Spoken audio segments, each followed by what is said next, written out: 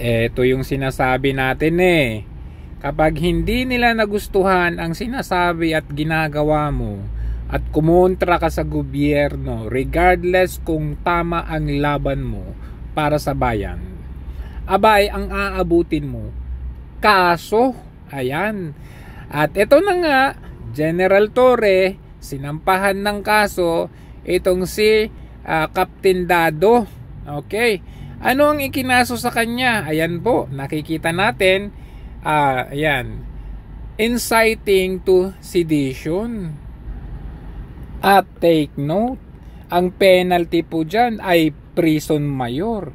That means 6 years to 12 years. Depende na lang po yan. At plus, may pera pa. 2 million. Grabe itong gobyernong ito. Kaya nga po, ito po, nananawagan po kami sa iyo, Captain Dado, na ituloy mo na yung yung panawagan mo na pagdalauhan, pangunahan yung 40 million na miyembro ng FGF. Kung anong gagawin ng FGF dyan, abay marami yan kung tutuusin. Abay, pag yan ang nangyari, Captain Dado, baka nga ikaw ang ang magiging pangulo dahil ikaw yung magdadaulo ng sinasabing pakikibaka para sa laban ng bayan, dahil hindi na ho tama itong ginagawa ng gobyernong ito.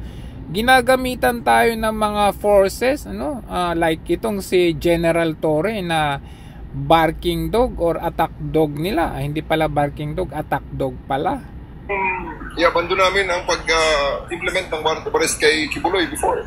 At ngayon naman, he is calling for the armed forces and the PNP to abandon this government and topple it, to withdraw the support, which is foul naman yan. Hindi naman yan tama.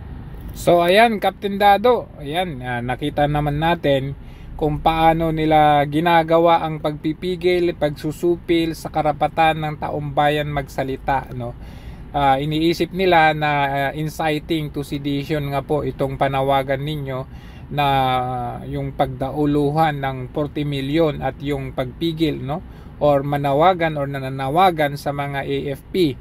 So ito na po ang pagkakataon na magkaroon tayo ng sinasabi ninyong revolutionary government So kami naman ho ay sumusuporta lang naman. Kami lang naman ay mga supporters ng mga kagaya ninyo na baka nga kami rin ay kasuhan din ng anong bang tawag doon,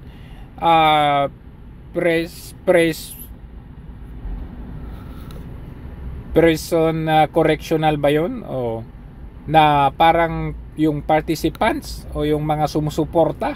Ayan, sige, kasuhan ninyo kami, lahat kami dito.